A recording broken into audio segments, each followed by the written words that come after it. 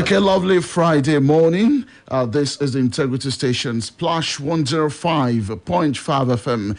It feels good to be here again. Today, the 19th day in the month of February, year 2021. Great people, thank you very much for joining us at this time. We're going to have a good time discussing sports. Remember that you are a very important listener. You get to be part of this edition in a very special way because you not only listen to get the best and the latest in the world of sport, but you also participate by calling in with an opportunity to walk away with 5,000 naira and also to play our Twitter game this morning. Shortly we'll be letting you into all of that, but don't forget that you can listen to us live this morning on our Facebook fan page, Splash 105.5 FM on Facebook. We're also, on Instagram at Splash FM 1055, and you can follow us on Twitter, our verified Twitter, and the Splash at Splash FM 1055. My name is Tunde Olawuwo. This morning, I do have my friends right here. Let me start with Faith Adedeji. It's a pleasure to have you here, Faith. Yeah, always a pleasure to be here as well on Fridays. Good morning, AY. Good morning, Tunde. And of course, to our revered listeners as well. It's another winning Friday edition of Sports Bang. And today, quickly into our history books without, delaying too much on that. Today, we've talked about February. I think 2 weeks ago, we were talking about February being a great month for football as well. It's not only the men. Now, today is the birthday of maybe the greatest woman we've seen in the world of football. Talking about women's football there, Marta, she doesn't need too much introduction. Everyone knows Marta. Brazilians and their one name. You just know only one name. Marta da Silva, she has a very long name. But then once you mention Marta, I mean, everyone that follows football doesn't even necessarily have to follow women's football. You definitely know Marta, 6-time World Player of the Year. You understand how great that is. She's the Lionel Messi of women's football. She's the Cristiano Ronaldo of women's football. Sorry, 6 Ballon d'Or. Oh, okay, you're looking at it from that angle. Which angle are you looking at it from? She has scored so many goals in her career. So if you're looking at it from Messi hasn't scored a lot. I think she has the highest international goal. So maybe you look at it from that angle. So Marta, phenomenal footballer. She has done everything in the world of football. She's been an icon, and she remains someone to look up to for every young girl coming through the ranks that wants to play football, knowing fully well that I can reach the best of my potential. I can do the best of the best when it comes to football. So it's a wonderful time to celebrate her 35th birthday this morning. Okay, and I hope she's doing well with her partner. I'm just kidding. Hi, Obami and Marshall. Good morning. Good morning to you today. Good morning to Faith and to all listeners. I mean, I'm quite surprised you had to take it from that angle, but then it is what it is. I think that actually came to the fore sometimes last year, wasn't it, about Marta and of course our relationship. But hey, it is what it is right now in the world of sport or generally across the globe, and we are wishing our happy birthday once again. Good morning to all listeners. Happy birthday to Marta, one and only Marta in the world of football. Okay, this morning we're just going to check out our Twitter. Right now we have something for you. I can already see a lot of tweets. Hopefully we have a winner this morning. I'm a former teammate of Cristiano Ronaldo but quit football in 2019. I also didn't complete my contract with the last 4 clubs I played for. Who am I? What does that even make me? I didn't complete my contract with my last 4 clubs. Yeah. But never mind. I'll take it again. Winning Friday edition of Sports Bang. I'm a former teammate of Cristiano Ronaldo but quit football in 2019. I also didn't complete my contract with the last 4 clubs I played for. Who am I? Let us have this before 7:45, and definitely we'll let you know. This morning we'll need to take as many calls as possible because for some time now a lot of guys have been I'll say venting. Yeah. That's okay, you guys don't take it. They've been in our DMs, they've been mentioning us on Twitter, every opportunity to reach out to us. So definitely we'll do that. So we've heard you loud and clear this morning, and hopefully you are set for us. Quickly from tennis, top seed Novak Djokovic overcame stern resistance from Aslan Karatsev to reach the Australian Open final and end the Russian qualifiers' remarkable run. Despite the world number 114 causing moment of tension, Djokovic had enough quality to win 6-3, 6-4, 6-2. Djokovic, who is going for a record-extending 9th men's title in Melbourne, will face Daniil Medvedev or Stefano Tsitsipas in Sunday's final. In the women's singles, America's Jennifer Brady is into our first ever Grand Slam final with a 6-4, 3-6, 6-4 win over Karina Mukova in the Australian Open semi-finals on Rod Laver Arena. Brady, who reached the US Open semi-finals for the first time last year, is now into a maiden Grand Slam final where she will face Naomi Osaka. I can also call her Serena Slayer. Naomi Osaka. Yes.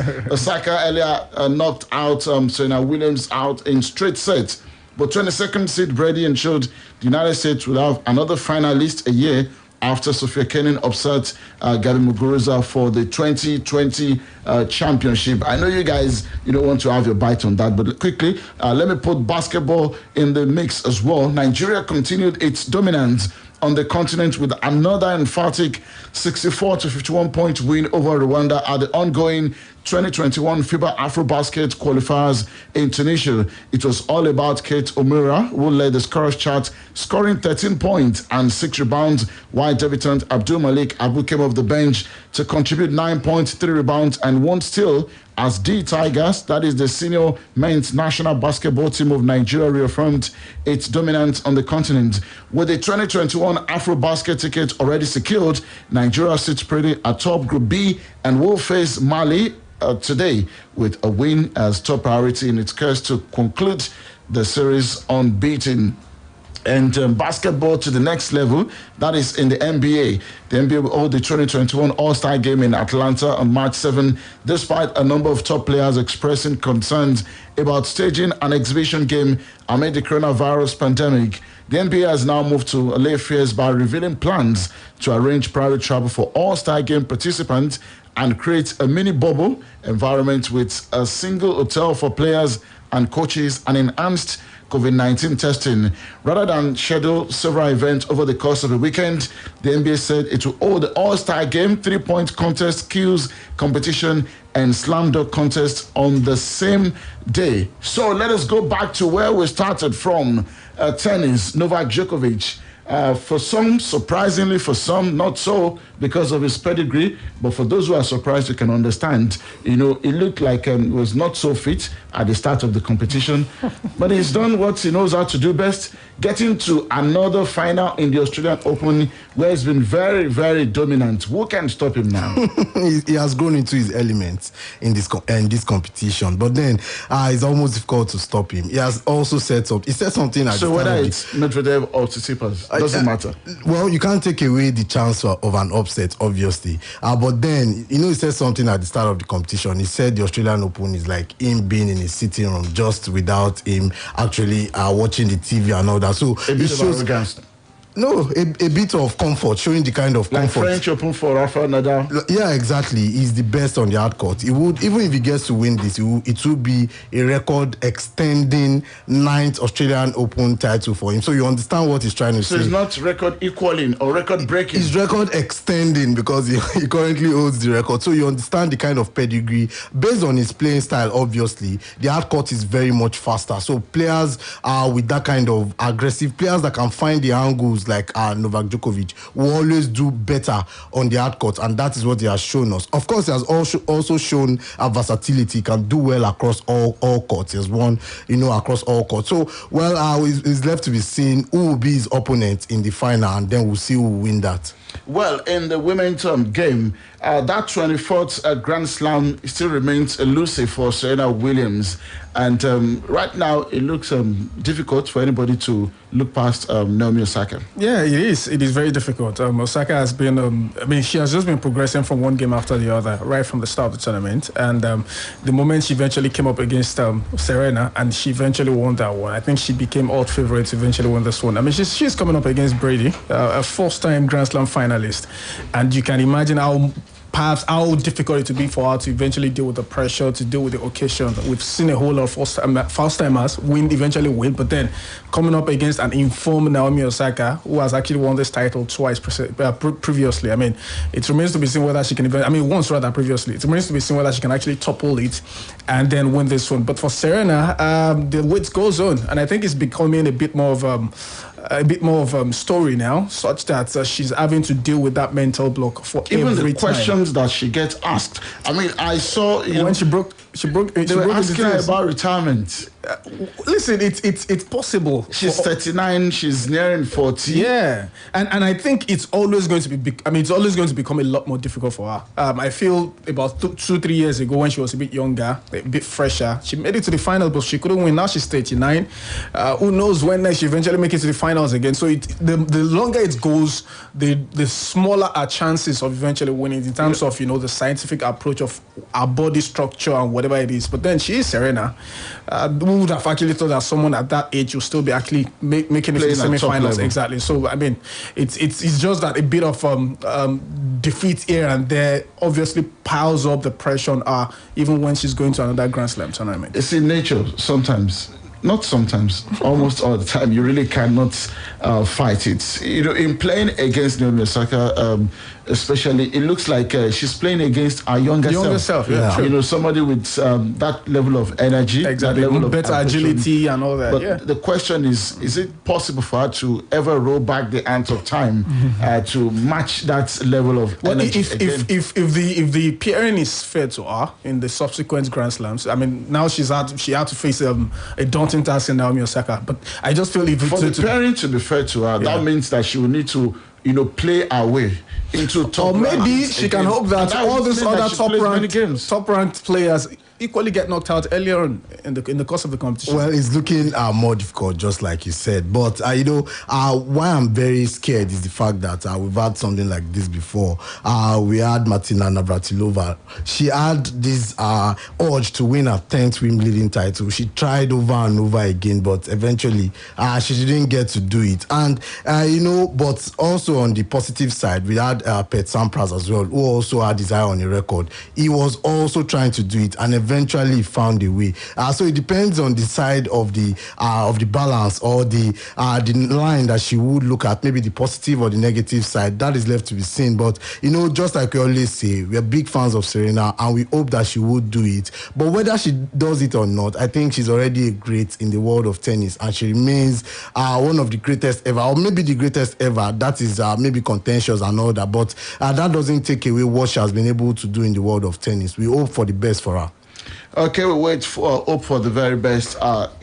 For Serena Williams. You mentioned Martina Navratilova, and when you talk of Martina Navratilova, you have to mention Martina Hingis, because there is a connection between those two. Yeah. Actually, Martina Hingis was named that name because of Martina Navratilova. Yeah, she's the youngest ever to win a Grand Slam, so you understand. Yes, so we move on. This time we're discussing football, the Super Falcons. Remember, there's a Turkish Women's Cup going on. The Super Falcons of Nigeria played yesterday. They started their campaign at the Turkish Women's Cup with a hard-fought 1-0 win against CSKA Moscow ladies at the Emir Sports Complex. Chinwendu Hiezo scored the decisive goal for the African champions in the 18th minute. Nigeria's next game in the competition is against Uzbekistan on Saturday.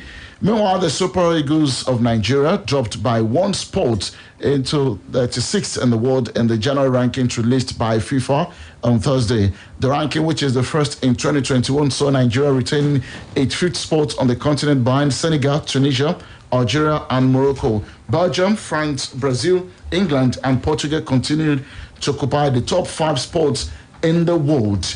Lithuanian champions Zalgiris have snapped up 28-year-old free agent Evgeny Onazi. The former Lazio, Trabzonspor and Dennis Lispol's midfielder left Danish club Sundrex in January. He has over 50 caps for Nigeria and won the 2013 AFCON with the Super Eagles. Kylian Mbappe wowed the footballing world with his hat-trick in Paris Saint-Germain's 4-1 win in the Camp Nou. But former Arsenal manager Arsene Wenger says the Gunners could have been treated to Mbappe's talent had he had his way. Cristiano Ronaldo, Lionel Messi, and Gerard Piqué are the names Wenger targeted.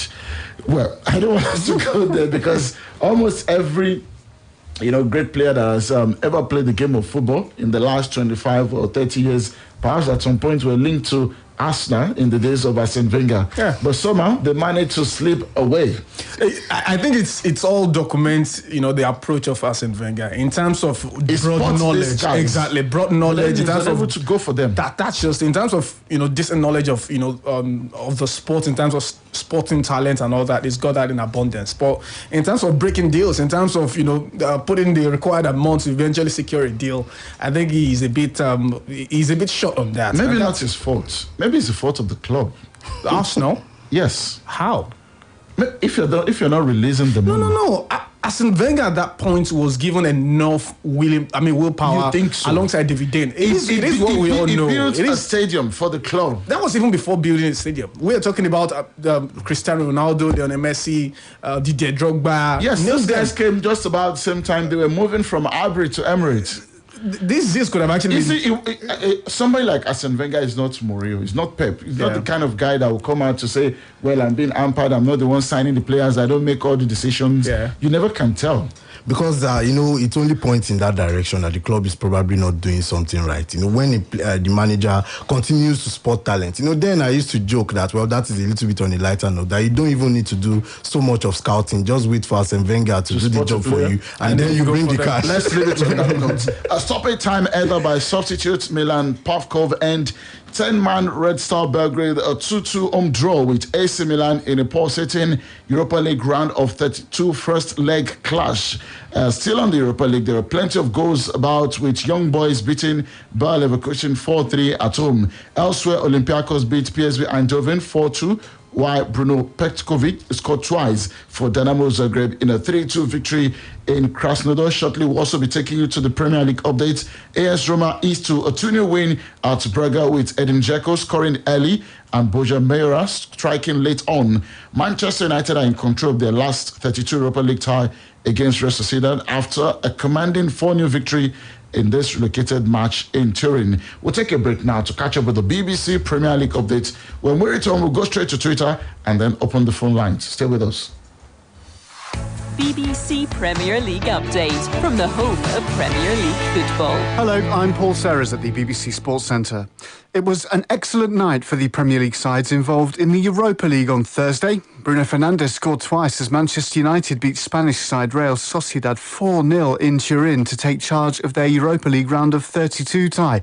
Spurs were also big winners in their first leg against the Austrian side Wolfsberger in Budapest. Gareth Bale scored one and made another as Tottenham eased to a 4-1 victory, with Carlos Vinicius, Son Heung-min and Lucas Moura also finding the net for Jose Mourinho's side. Leicester City were held to a 0-0 draw away in Prague against the Czech champion Slavia, while Arsenal's first leg match against the Portuguese giants Benfica in Rome finished 1-1. Friday's Premier League match will see 12th place Wolves host Leeds, who are just a place above them. Wolves manager Nuno Espirito Santo says he's been impressed with what he's seen of the newly promoted side this season. A very good team, very special the way and unique the way they approach the game.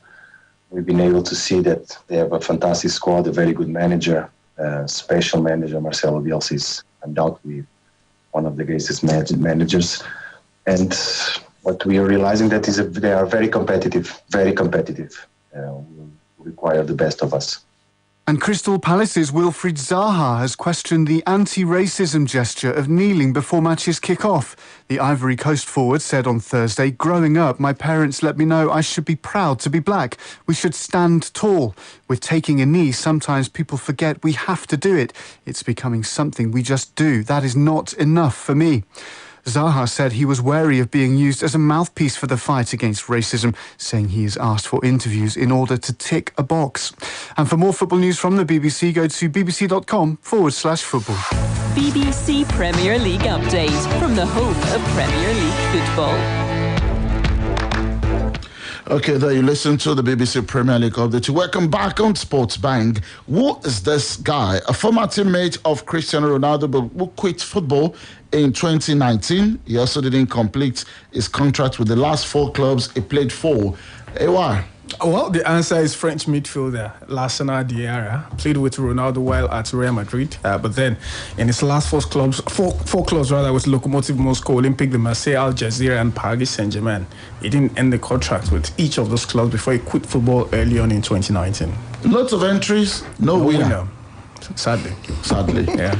Okay. 0809 155 1055 0805699868 or 070694930000. Hello, good morning. Hello. Hello, good day. Yes. Good morning. Good morning. Tell me your name, where are you calling from, and the Samson number. from Yana Church. Sorry? Samson. From Yana Church. Okay, let's have your number. Number 1. Number 1. All right, guys, we'll go for number 1. Okay, who scored for Super Falcons in Thursday's 1-0 victory over CSK women's team? Very simple. We mentioned it this morning. Iheju. What's her first name? Chinyezu. Sorry, I didn't get that. Did you say Chinyere? Chinwe Iheju. Yezue. Maybe you should spell it. Yeah, Can you spell it? I'm a Yoruba guy. Sorry, what does that mean? This guy we are talking about is a Nigerian. Yeah. Okay. Yes, you're right. I'm not asking you to spell the Russian name for me. I think it is Ihazue. I'm just going to help you this morning. It's actually Chinwedu Hezo. You tried, but don't worry. Reach out to me on Instagram. You have my Instagram ID? You said what? You have my Instagram ID? Yes. Okay, DM me. Your name is Samson what? Awoyemi Olanrewaju Samson. Okay, so we'll take it up. 5,000 naira for you this morning. Congratulations, brother. Okay, do we have somebody else there? Hello, good morning. Hello? Hello, good morning. Yes, your name quickly. Where are you calling from? Please, you need to turn down the volume in your radio set. Okay. My name is Manuel. Okay. I'm calling from Oyo. And number what? Number 2. Number 2. In the race to qualify for 2021 Afro Baskets, mention the other teams in D Tigers group. Mali. Okay. There are 2 others.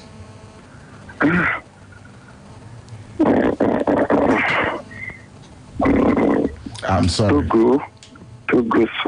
Togo is not correct, so please take it out. Okay, I'm sorry. We're out of time. Yeah. South Sudan and Rwanda. Oh. Thank you very much for calling, Emmanuel. We need to leave on that note. Guys, your final take? Yeah, my final take is coming from the EPL. Good news right there. Raul Jimenez, who striker, is actually back and trained with the team earlier during the course of the week. Remember, he actually suffered a fractured core and a fixture against Arsenal sometimes last year. Great to have him back. Thank you so much, Ayobami Onimasha. Faith Adedeji. Yeah, for FPL faithfuls, remember there's a Friday deadline today. There's a Premier League game today. So anything you want to do in your team, do it before 7:30 p.m. You've been fumbling in your FPL. I had 100 points last week. Okay, before then, you're as good as your last result. Thank you so much and do have a lovely weekend. My name is Tunde Olawuwo. Bye-bye. Here is 105.5. Accessing 105.5. one station, all the hits. 105.5. Splash. Splash FM 105.5.